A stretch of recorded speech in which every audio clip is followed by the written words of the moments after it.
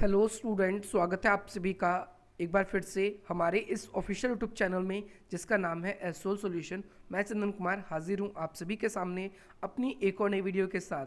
So guys, आज की इस नई वीडियो में हम बात करेंगे उन सभी स्टूडेंट्स के लिए जो कि SOL school of open learning NCF या फिर रेगुलर कॉलेज के स्टूडेंट हैं और वो 4th सेमेस्टर में है और उनके पास में बीए प्रोग्राम या फिर पॉलिटिकल साइंस ऑनर्स का सब्जेक्ट है और उन लोगों को सेम सब्जेक्ट पढ़ना है भाई, तुलनात्मक परिप्रेक्ष्य में राजनीतिक प्रक्रियाएं एवं संस्थाएं, ये सब्जेक्ट है। और आज की इस नई वीडियो में हम इसका एक फर्स्ट यूनिट, आप सबको पता है इसमें 5 यूनिट है, आपका पूरा सिलेबस है इसके अंदर और आपके एग्जाम अब ऑफलाइन होने वाले हैं। तो स्टूडेंट्स की डिमांड आ रही थी कि सर जिस तरीके से आप बीए प्रोग्राम की क्लासेस लगा रहे थे ठीक उसी तरीके से हमारी भी क्लासेस लगा दीजिए। तो गाइज आप सभी की ऑन डिमांड पर वीडियो हाजिर है आप सभी के लिए। आज की ये पहली क्लास है। आज की इस क्लास में हम बात करेंगे संघात्मक और एकात्मक सरकारों के बारे में और ये नोट्स के साथ में, जैसा कि आप देख सकते हैं नोट्स के साथ में हम इसको अच्छी तरीके से समझेंगे। चलिए आज हम बात करेंगे एकात्मक और संघात्मक सरकार के अंतर के बारे में और एकात्मक सरकारें क्या होती है इसके बारे में हम बात कर लेते हैं। हालांकि ये आप लोगों के लिए पहले हम आप लोगों को टॉपिक्स जो है आपके एसओएल के स्टडी मटेरियल के अकॉर्डिंग करवाएंगे और इसके बाद में जो अलग से राइटर्स की जो बढ़िया बढ़िया बुक होती है जिनके पॉइंट्स आप लोगों को एग्जाम में लिखने के बाद में अच्छे मार्क्स मिलते हैं तो उनसे भी आप लोगों के टॉपिक्स करवाए जाएंगे। चलिए ज़्यादा देर ना करते हुए आज की अपनी इस वीडियो को हम स्टार्ट। सबसे पहली बात तो अगर आप लोगों को कोई भी डाउट है तो आप अपने डाउट्स को क्लियर करा सकते हैं। आपके स्क्रीन पे सामने ये नंबर है, आप अपनी कोई भी प्रॉब्लम है कोई भी क्वेरी हमें शेयर कर सकते हैं। इसके अलावा इंपॉर्टेंट जो ग्रुप्स के आप लोगों के लिए लिंक डिस्क्रिप्शन बॉक्स में दिए गए, आप उसको ज्वाइन कर सकते हैं और उसमें बहुत सारे स्टूडेंट्स हमारे साथ जुड़े हुए अगर आप देखेंगे तो इस ग्रुप के अंदर तो अब तक लगभग 700 से प्लस स्टूडेंट्स हैं जो इसके अंदर हमारे साथ जुड़े हुए हैं। अगर आप भी जुड़ना चाहें तो आप जुड़ सकते हैं। नाउ यहाँ पर हम आज की अपनी इस वीडियो को हम स्टार्ट करते हैं। सबसे पहली बात तो एकात्मक और संघात्मक सरकारों में अंतर क्या होता है। तो पहली बात आप एक को समझिए, दूसरे को अपने आप ही आप समझ जाएंगे। तो संघात्मक सरकारें वे सरकारें होती हैं जहाँ पर शासन जो है संघवाद से ही सिस्टम है इसका। संघवाद यानी संघात्मक सरकारें वे सरकारें होती हैं जहाँ पर एक से ज़्यादा स्तर यानी 2 या 2 से अधिक स्तर पर जब शासन होता है तो उसे हम संघात्मक सरकार कहते हैं और जहाँ पर एक स्तर पे ही शासन होता है तो वहाँ पर हम एकात्मक सरकार बोलते हैं। अब जैसे यहाँ पर आप लोगों की बुक में बताया गया है, हरमन फाइनर एच फाइनर के शब्दों में एकात्मक सरकार वह है जिसमें सारी की सारी शक्तियाँ, सारे के सारे अधिकार जो है वो किसी एक के पास ही केंद्रित होते हैं। ध्यान रखना है कि यहाँ पर सत्ता का जो है विकेंद्रीकरण होता है, शासन व्यवस्था जो है 2 या 2 से अधिक स्तर में चलाई जाती है। पर एकात्मक सरकारों में क्या होता है, शासन व्यवस्था सिर्फ एक जगह से चलाई जाती है। तो इसमें हम क्या पाते हैं कि सारी शक्ति और सारे अधिकार एक जगह पर एकात्मक सरकार में केंद्रित हो जाती है और साथ साथ जो एकात्मक सरकार है वहाँ पर केंद्र और उसके एजेंट कानून की दृष्टि में सर्वशक्तिमान होते हैं, यानी केंद्र ही सबसे प्रमुख होता है। इसके अलावा ईवी डाइसी इसके अलावा ईवी डाइसी के शब्दों में एकात्मक सरकार या एकात्मक शासन व्यवस्था वे शासन व्यवस्था होती है जिसमें संगठनात्मक साँचा हमें सिर्फ एक जगह पर शक्ति यानी पावर का पूरा एक केंद्र दिखाई देता है, वही होता है। इसके अलावा कुछ एग्जाम्पल हैं आप सभी के सामने देशों के जो कि एकात्मक सरकार के अच्छे एग्जाम्पल है, जिसे हम यूनाइटेड किंगडम, इसे ग्रेट ब्रिटेन कहते हैं, फ्रांस और बेल्जियम। 3 देश आप लोगों के लिए आए हैं। यूनाइटेड किंगडम जिसे ग्रेट ब्रिटेन भी कहते हैं, फ्रांस और ब्रिटेन, ये 3 देश ऐसे हैं जहाँ पर एकात्मक शासन के उदाहरण हैं। एकात्मक शासन के कुछ लक्षण होते हैं। आपके पेपर में अगर ये क्वेश्चन आता है कि भाई एकात्मक शासन की विशेषताओं को बताइए तो भी आप लोग समझ जाएंगे आपसे सेम क्वेश्चन पूछा जा रहा है, आप इसमें कोई भी कंफ्यूज नहीं होगा। तो भाई एकात्मक शासन क्या होते हैं। एकात्मक शासन समस्त राजकीय शक्ति और केंद्रीय शासन के पास होते हैं। क्या होते हैं, आप लोगों को ध्यान रखना है कि भाई एकात्मक सरकारों में क्या होता है कि राजकीय शक्ति, शासन प्रशासन का जो अधिकार है वो सिर्फ किसके हाथ में होता है, केंद्र के हाथ में होता है और वो केंद्र जो है संविधान के अनुसार अपने सभी शक्तियों का प्रयोग करती है। सारी की सारी शक्ति एक ही जगह पर केंद्रित होती है, आप सभी को ये याद रखना है। समूचे देश में या पूरे देश की शासन व्यवस्था के लिए एक ही विधानमंडल होती है, एक ही मंत्रिपरिषद होती है और आप लोगों को ध्यान रखना है। लेकिन जहाँ पर संघवाद होता है वहाँ पर अलग अलग स्तर की सरकारें होती है, तो अलग अलग स्तर की विधानमंडलें होती हैं, अलग अलग स्तर के मंत्रिमंडल होते हैं, तो वो सभी मिलकर शासन संभालते हैं। और जहाँ पर एकात्मक होगा वहाँ पर एक ही मंत्रिमंडल, एक ही विधानमंडल और एक ही स्तर से शासन चलाया जाता है।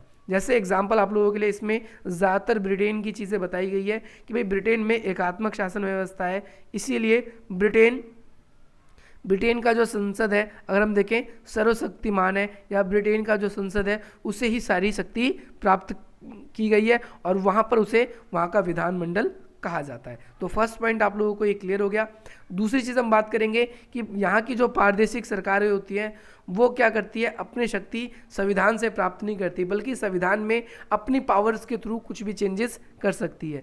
जैसे एग्जाम्पल आप लोगों को एग्जाम्पल के साथ में ये पॉइंट मैं समझाने की कोशिश करता हूँ कि ब्रिटेन और फ्रांस दोनों में एकात्मक शासन व्यवस्था है और ये एकात्मक शासन के बहुत ही अच्छे उदाहरण हैं। यहाँ की शासन व्यवस्था प्रादेशिक इकाइयों के आधार पे होती है, यानी जिस भी व्यक्ति को जो शासन का भाग होता है उसको कुछ पावर्स मिली होती है और वो अपने पावर्स का ठीक ढंग से यूज़ करता है, जिन्हें ब्रिटेन में क्या कहा जाता है, या तो काउंटी या बुरो कहा जाता है। फ्रांस में ऐसे शब्दों के लिए प्रांत या प्रशासनिक विभाग होते हैं, वहाँ से ये सारी की सारी प्रशासनिक व्यवस्था चलाई जाती है। प्रांतों या विभागों में जो शक्तियाँ प्राप्त होती है उनका केंद्र जो होता है वो सरकार होता है और संविधान नहीं। जैसे हम बात करें संघात्मक में, तो संघात्मक में शक्ति का विभाजन होता है। शक्ति का विभाजन होने की वजह से क्या है कि दोनों तरह की सरकार हो या छोटी या बड़ी सरकार के बीच में विवाद ना हो, इसलिए संविधान को ही सर्वोच्चता दी जाती है। परंतु जहाँ पर भी आप एकात्मक शासन व्यवस्था देखेंगे वहाँ पर केंद्र सरकार जो होगी वो प्रमुख होती है, ना कि वहाँ का संविधान। केंद्र सरकार प्रांतों तथा इकाइयों की शक्ति कभी नहीं छीन सकती, ध्यान रखना है आप लोगों को। और ना ही वो आप लोगों को ये ध्यान रखना है कि केंद्र सरकार वहाँ पर क्या करती है, कभी भी प्रांतों की जो पावर्स है उसको कभी भी छीन सकती है और कभी भी कम कर सकती है, क्योंकि सारी पावर केंद्र के पास में है। लेकिन संघात्मक में ऐसा नहीं होता। संघात्मक की बात करें तो सारी की सारी पावर्स हमें किसके पास में दिखाई देती है, संघात्मक में सारी की सारी पावर्स हमारी सरकार के हाथ में होती है, लेकिन शक्तियों का विभाजन होता है। केंद्र अपने दायरे से राज्य के दायरे में नहीं आ सकते, राज्य अपने दायरे से केंद्र में नहीं आ सकते, परंतु एकात्मक में हमें ऐसा नहीं देखने को मिलता।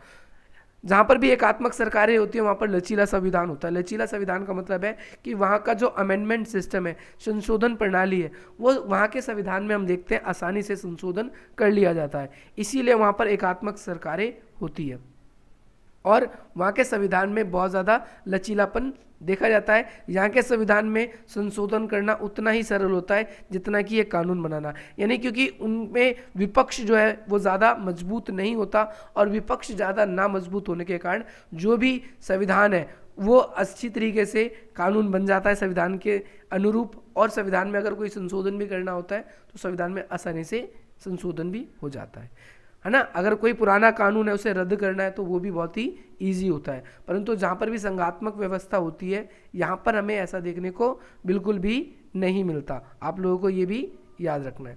चौथा पॉइंट, अब इसमें चौथे पॉइंट में ये बताया गया है कि विशेष प्रकार की न्यायालय व्यवस्था का अभाव होता है। जहाँ पर भी हम देखेंगे संघात्मक शासन होता है वहाँ पर विशेष प्रकार की न्यायालय होती है, यानी राज्य स्तर की न्यायालय भी होती है और केंद्र स्तर की भी न्यायालय होती है। यही चीज़ हम भारत के अंदर भी देखते हैं और अमेरिका के अंदर भी। हालांकि भारत के अंदर एकीकृत न्यायपालिका है कि भाई सर्वोच्च न्यायालय सभी पर अपना नियंत्रण रखती है, परंतु अमेरिका के अंदर एकीकृत न्यायपालिका नहीं है। तो आप लोग ये ध्यान रखना है कि भाई जहाँ पर भी एकात्मक शासन व्यवस्था होती है उसके अंतर्गत जो है केंद्र सरकार जो होती है वो सरकार का सबसे प्रमुख अंग होती है और वहाँ पर न्यायालय की कम भूमिका होती है। लेकिन जहाँ पर भी संवाद होता है वहाँ न्यायालय की बहुत बड़ी भूमिका होती है। न्यायालय सरकार द्वारा बनाए गए कानून को निरस्त भी कर देती है, जैसा कि हम अमेरिका के संविधान में भी ये लक्षण देखते हैं, भारत के संविधान में भी ये लक्षण देते हैं। और लेकिन इसके ठीक विपरीत एकात्मक सरकार में ऐसा देखने को नहीं मिलता। एकात्मक सरकारें जो होती है वो अपने में संविधान में आसानी से परिवर्तन भी कर देती है और न्यायालय पे भी अपने हिसाब से वो प्रतिबंध लगा सकती है। तो ये था आप लोगों के लिए एक टॉपिक जो कि आप लोगों की बुक के अकॉर्डिंग मैंने अभी एक्सप्लेन किया है। हालांकि अच्छे राइटर्स की बुक्स के साथ मैं आप लोगों को एक्सप्लेन करूंगा ताकि आप अपने जो भी आंसर्स हैं वो अच्छे तरीके से लिख सकें। अगर आप लोगों को ये वीडियो पसंद आएगी तो आप इसे लाइक करें, अधिक से अधिक मित्रों तक शेयर करें, हमारे इस चैनल को सब्सक्राइब करें और साथ ही साथ बेल आइकन को भी दबाएं ताकि ताकि अगली जैसी वीडियो आप लोगों के लिए आए तो उसका भी आप लोगों को अपडेट मिल जाए। पहली चीज़ ये। दूसरी चीज़ आप लोगों को याद रखना है कि आप लोगों ने अगर अब तक हमारा टेलीग्राम ग्रुप ज्वाइन नहीं किया तो ज्वाइन कर लीजिए, क्योंकि अब तक 700 से अधिक लोग उसमें ज्वाइन हो चुके हैं और आप लोग भी अपने डाउट्स वगैरह वहाँ पर क्लियर कराना चाहें तो वो क्लियर करा सकते हैं। उसका लिंक डिस्क्रिप्शन बॉक्स में। इसके अलावा आप सोशल मीडिया के वेरियस प्लेटफॉर्म्स पे भी हमें फॉलो कर सकते हैं, उसका लिंक भी डिस्क्रिप्शन बॉक्स में। बाकी मिलते हैं हम आपसे अपनी अगली वीडियो में। जय हिंद, जय भारत।